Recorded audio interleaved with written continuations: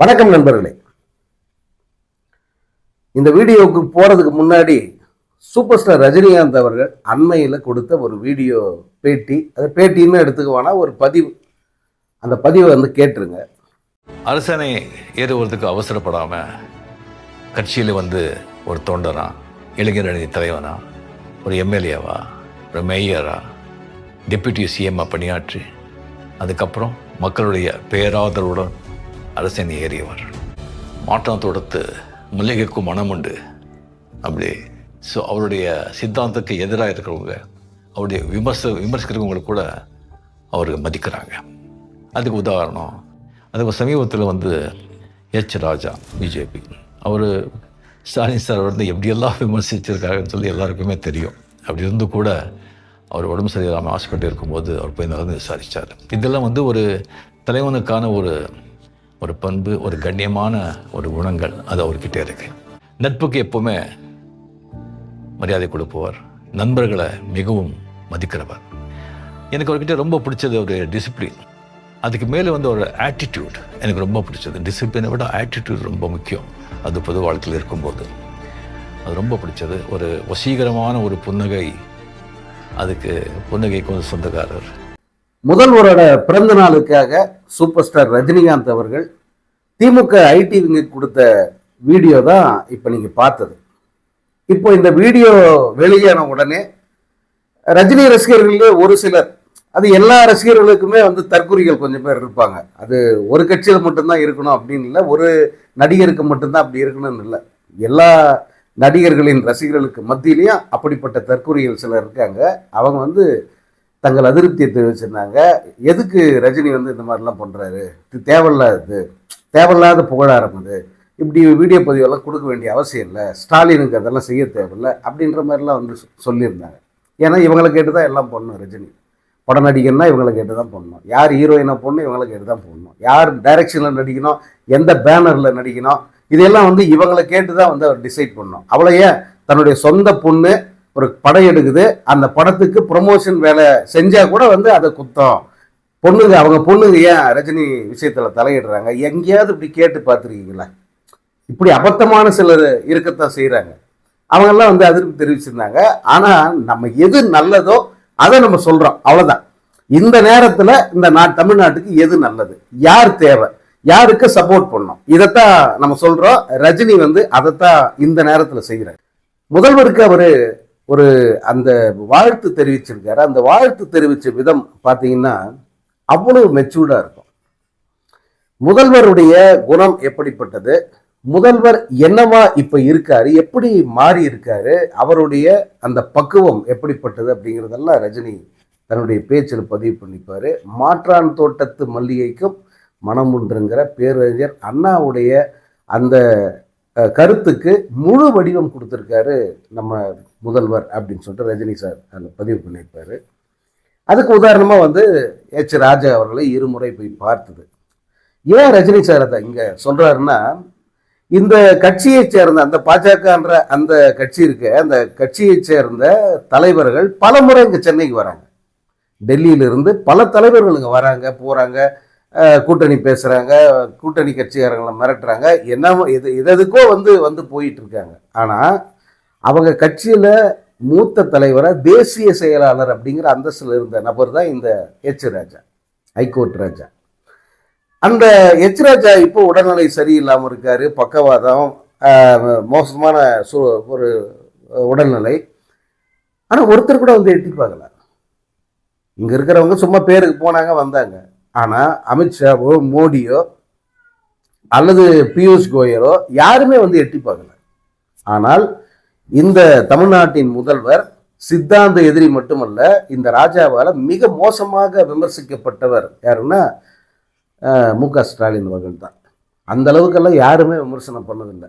அவரை போய் பார்க்க வேண்டிய அவசியமே சிஎம்முக்கு கிடையாது. ஆனால் முதல்வர் போயிட்டு அங்கு அந்த அப்போலோ மருத்துவமனையில் ஒரு முறை இல்லை 2 முறை போய் பார்த்து அவருக்கு தைரியம் சொல்லிட்டு, நான் இருக்கிற எல்லா வசதியும் செஞ்சு தரேன், கவலைப்படாதீங்க, சீக்கிரமாக குணமாகி வந்துடுவீங்க அப்படின்னு ஆறுதல் சொல்லிட்டு வரார். அந்த பண்பை வந்து ரஜினிகாந்த் வியந்து போய் சொல்கிறார். அதுவும் நம்ம ராஜா சித்தாந்த எதிரி அவரை வந்து போய் பார்த்து ஆறுதல் சொல்லிட்டு வந்ததெல்லாம் வந்து அது ஒரு வேற ரேஞ்ச். இது தலைமை பண்பு, தலைவனுக்குரிய குணம் அது. அந்த குணத்தை அவர் புரிஞ்சுக்கிட்டு அங்கே பாராட்டுறார். ரெண்டாவது விஷயம் ஆட்டிடியூட். இந்த ஆட்டிடியூடுங்கிறது ஒரு அந்த அந்த நடத்தை, ஒரு யார்கிட்ட எப்படி நடந்துக்கிறதுன்னு ஒன்று இருக்கு இல்லையா. இப்போ முதல்வரை பாருங்க, அவர் வந்து எல்லோரும் எனக்கு நண்பர்கள் தான். நீ திட்டா திட்டு, விமர்சனம் பண்ணா பண்ணு, எனக்கு அதை பற்றி கவலை இல்லை. நான் வந்து அந்த ஒரு மனநிலையில் இருக்கேன். யாரையும் திட்ட வேண்டிய அவசியம் எனக்கு இல்லை. யாரையும் நான் எதிர்க்க போகிறதில்லை. என்னை திட்டுபவர்கள் கூட நான் நல்லது தான் செய்ய போகிறேன். நீ தொடர்ந்து திட்டிக்கிட்டே இரு, நான் உனக்கு தொடர்ந்து நல்லது பண்ணிக்கிட்டே இருப்பேன் அப்படிங்கிற அந்த அந்த பக்குவம் அவருக்கு வந்துருச்சு இல்லையா. அதை வேக்கிறார் சூப்பர் ஸ்டார் ரஜினிகாந்த் அவர்கள். நீ இந்த தற்குறி பயில பாருங்க, அவன் வந்து கட்சி ஆரம்பிச்ச நாள்ல இருந்து இன்னைக்கு வரைக்கும் தொடர்ச்சியாக மு.க. ஸ்டாலினை தனிப்பட்ட முறையிலும் திட்டுறான். இந்த கட்சியை அவ்வளோ கேவலமாக பேசுகிறான். இந்த ஆட்சியை மோசமாக விமர்சனம் பண்ணுறான். இத்தனைக்கு எந்த ஆதாரமும் கிடையாது அவங்ககிட்ட. எந்த விதமான ஒரு குறிப்புகளும் இல்லாமல், எந்த ஆதாரமும் இல்லாமல் தொடர்ச்சியாக இந்த அரசை அவன் விமர்சனம் பண்ணுறான், குற்றச்சாட்டுகளை முன்வைக்கிறான். நியாயமாக இந்த அரசு நினைச்சிருந்தா விஜய் வந்து எப்போவும் முடக்கி இருக்க முடியும், ஒன்றும் கிழிக்க முடியாது, தூக்கி போட்டு மிதிச்சிருக்க முடியும், ஒரு மயிரும் பிடுங்கிருக்க முடியாது. யோசிச்சு பாருங்க, சிஎம் ஒரு கவர்மெண்ட்டு அவங்க நினைச்சிருந்தா இவனை எப்படி வந்து அடக்கி இருப்பாங்க நீங்க யோசிச்சு பாருங்க.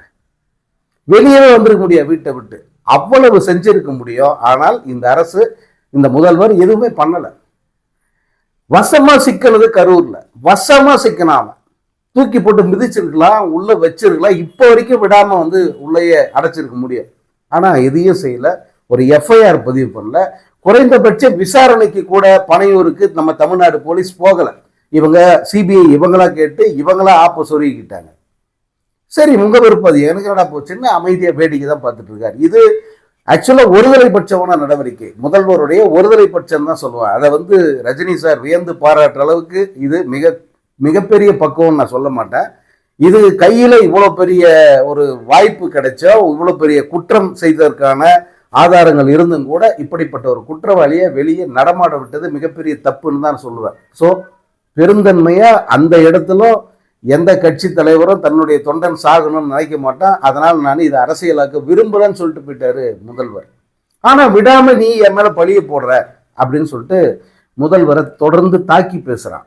ஆனால் இதை எல்லாத்தையுமே வந்து அவர் கண்டும் காணாம கடந்து போய்கிட்டு இருக்காரு முதல்வர் மு.க. ஸ்டாலின் அவர்கள். அதையும் ரஜினி அவர்கள் தன்னுடைய பேச்சில் பதிவு பண்ணியிருக்கார். இந்த வீடியோவோட ஹைலைட்டாக வந்து ரஜினி மற்றும் கமல் இந்த இருவருடைய பேச்சையும் குறிப்பிடலாம். இல்லை, ரஜினியுடைய பேச்சு தான் வந்து ரொம்ப தெளிவாக, ரொம்ப சிறப்பாக, முதல்வர் வந்து அவரே வந்து தன்னை நினைத்து பெருமைப்பட்டு கொள்கிற அளவுக்கு வந்து ரஜினி முதல்வருக்கு ஒரு நற்சான்றிதழை இந்த வீடியோவில் கொடுத்துருக்கார் அப்படின்னு தான் சொல்லணும். இப்போது நான் பலமுறை சொல்லியிருக்கேன் ஏற்கனவே, அதாவது இளையராஜாவுடைய பாராட்டு விழா, அவருக்கு நடந்த பாராட்டு விழாவில் முதல்வரை பாராட்டி, முதல்வருக்கு அரசியல் ரீதியாக நெருக்கடிகள், பழைய எதிரிகள், புதிய எதிரிகள் யாராக இருந்தாலும் வா பார்க்கலாம் அப்படின்னு களத்தில் தில்லா கெத்தா நிற்கிறார் முதல்வர் மு.க. ஸ்டாலின் அப்படின்னு அங்கே பதிவு பண்ணார் ரஜினி சார். அடுத்து பார்த்தீங்கன்னா இந்த வீடியோவில் வெளிப்படையாக முதல்வர் மு.க. ஸ்டாலினுடைய அந்த ஆளுமை திறன், தலைமை பண்பு, பக்குவம், அவருடைய அந்த ஆட்டிடியூட், இது அத்தனையும் பாராட்டி பேசுகிறாரு. கூடவே இந்த ஆட்சிக்கான ஒரு சர்டிஃபிகேட்டை வந்து கொடுத்துருக்கார், ஒரு நற்சான்றிதழை வந்து ரஜினி இந்த வீடியோவில் கொடுத்துட்டார். இந்த 5 ஆண்டு கால ஆட்சிங்கிறது வந்து நிச்சயமாக ஒரு திருப்திகரமான ஆட்சியாக இருக்குது அப்படிங்கிறது அவருடைய பேச்சில் அங்கே நம்மளால் புரிஞ்சுக்க முடியுது. இது இந்த ரஜினியினுடைய இந்த வீடியோ வந்து டிஎம்கேவோட ஐடி விங்கு, அதாவது சபரீசன், முதல்வருடைய மருமகன் சபரீசன், அவர் உருவாக்கிய வீடியோ தான் இது. ஐடி விங் தான் வந்து அதை ரிலீஸ் பண்ணியிருக்கு. இதே போன்ற இன்னும் சில வீடியோக்கள் அதில் ரஜினி, கமல் இவங்க அத்தனை பேருமே பேசுவதற்கான வாய்ப்பு இருக்குது அப்படின்னு தான் வந்து சொல்கிறாங்க. நான் விசாரித்த வரைக்கும் ஐடி விங்கில் இருக்கிற சில நண்பர்கள் வந்து கேட்கும்போது சொன்னாங்க, சார் வந்து கண்டிப்பாக தரேன் அப்படின்னு சொல்லியிருக்காரு இந்த ஆட்சியை பாராட்டி. அதே போல் முதல்வருக்கு சாதகமாக, முதல்வருக்கு ஆதரவாக தன்னுடைய கருத்துக்களை பதிவு செய்து வீடியோ தரேன் அப்படின்னு சொல்லிட்டு ரஜினி சார் சொல்லியிருக்காரு அப்படின்னு தான் சொல்கிறாங்க. அது ஏன் ரஜினி சார் இதை செய்கிறார்? இப்போ இதுக்கு ஒரு ரஜினி சார் வந்து மு.க. ஸ்டாலினுக்கு ஒரு வாழ்த்து வீடியோவை அவரே எடுத்து அவரே வெளியிட்ட முடியும். அவர் ஏற்கனவே அந்த மாதிரி பண்ணியிருக்கார். ஒரு மொபைலில் எடுத்து அப்படியே வந்து ஒரு வீடியோவை வந்து தன்னுடைய பேஜில் போட்டாலே அது உலகம் பூரா போக போகுது. ஆனால் அவர் ஏன் அதை கொடுக்கணும் அப்படின்னு நினைக்கிறாருன்னா, இன்னைக்கு தமிழ்நாட்டில் இருக்கிற அரசியல் சூழல் அத்தனை ஆபத்தாக இருக்குது. நானும் கிட்டத்தட்ட ஒரு 6-7 எலெக்ஷன் பார்த்துருக்கேன். 1984 நான் பார்க்குறேன். 84 எலெக்ஷன் எனக்கு ரொம்ப தெளிவாக நினைவில் இருக்குது. ஓட்டு போடலைன்னா கூட இந்த பிரச்சாரத்துக்கு அங்கே இருக்கிற லோக்கலில் இருக்கிறவங்க கூட எல்லாம் சுற்றுறதெல்லாம் இன்னும் எனக்கு பசுமையாக நினைவு இருக்குது. அந்த தேர்தல்லேருந்து பார்க்குறேங்க. தேர்தல்ன்றது ஒரு பெரிய ஒரு விஷயமா இருக்காது அப்போல்லாம். அதுக்கு அரசியல் கட்சிக்காரங்களுக்கும் மற்ற அந்த பதவிக்காகவே காத்துக்கிட்டு அவங்களுக்கு மட்டும்தான் வந்து அது முக்கியமானதாக இருக்கும். எங்களை போன்றவர்கள் அது பொதுவாக பொதுமக்கள் அன்னைக்கு ஒரு நாள் ஜாலியாக ஓட்டு போட போனோமா, அன்றைக்கி என்ன ஸ்கூல் லீவு, அதே போல் பெரியவர்களுக்கும் வந்து அன்றைக்கி எந்த வேலைக்கும் போக மாட்டாங்க, அது விடுமுறை தினம் ஜாலியாக இருப்பாங்க. அப்போல்லாம் அப்படின்னா எனக்கு தெரிஞ்சு அப்போ சாராயம் தான் பெருசாக போயிட்டுருக்கோம். பெருசுங்கள்லாம் வந்து சாராயம், அப்புறம் ஒரு சின்னதாக ஒரு கூடாரம் போட்டிருப்பாங்க. அந்த கூடாரத்துக்குள்ளே போனால் இப்போ தான் பிரியாணி கோட்ரு அதெல்லாம். அப்போ அது இப்படி கிடையாது. எனக்கு தெரிஞ்சு எப்போ சொல்கிறேன், உப்மா போடுவாங்க, இல்லைன்னா காரசோறு ஏதாவது ஒன்று வச்சு ஒரு பொட்டலம் கொடுப்பாங்க. இதை வாங்கிட்டு சாராயம் அங்கே எங்கேயாவது ஒரு தோப்பில் இருக்கும், அங்கே போய் குடிச்சிக்க அப்படின்னாங்க. அங்கே போய் குடிச்சிட்டு ஜாலியாக இருப்பாங்க அவங்க. இவ்வளோ தாங்க ஓட்டு எலெக்ஷன் டைமில். ஒரு சில காசு இருக்கிற வேட்பாளர்கள் வந்து டைரெக்டாக நேரடியாக வந்து ஒரு ஆளுக்கு 2 ரூபா இல்லை 5 ரூபா இந்த ரேஞ்சில் வந்து காசு கொடுக்குறதையே நான் பார்த்துருக்கேன். இவ்வளோ தான் எலெக்ஷன். அதுக்கப்புறம் அடுத்த நாளே இதை பற்றியெல்லாம் கவலைப்பட மாட்டாங்க. அவங்க வேலை வெட்டி பார்க்க போயிடுவாங்க. ஜெயிச்சது யார், முதல்வர் யாருன்றது ஒரு நாள் ரேடியோவில் கேட்டுக்கிட்டு இருப்போம். அதுக்கப்புறமா வந்த தேர்தல்கள் அதுலெல்லாம் வந்து நம்ம ஓட்டு போடுற அளவுக்கெல்லாம் வந்துருச்சு. அடுத்த தேர்தலே ஓட்டு போட ஆரம்பிச்சிட்டோம். எல்லா தேர்தலையுமே நான் கவனிச்சுக்கிட்டு இருக்கேன். ஆனால் எந்த தேர்தலுமே இந்த அளவுக்கு நெருக்கடி, இந்த அளவுக்கு ஒரு புறச்சூழல் வந்து ரொம்ப மோசமாக இருக்கிறத வந்து நான் பார்த்ததே கிடையாது. இந்த முறை வந்து இந்த தமிழ்நாடு அரசு, இப்போ இருக்கிற திமுக அரசை தவற விட்டுட்டோன்னு வச்சுக்கோங்களேன், திரும்ப ஒரு 20 வருஷம் பின்னோக்கி போவதற்கான வாய்ப்பு தான் அதிகம்.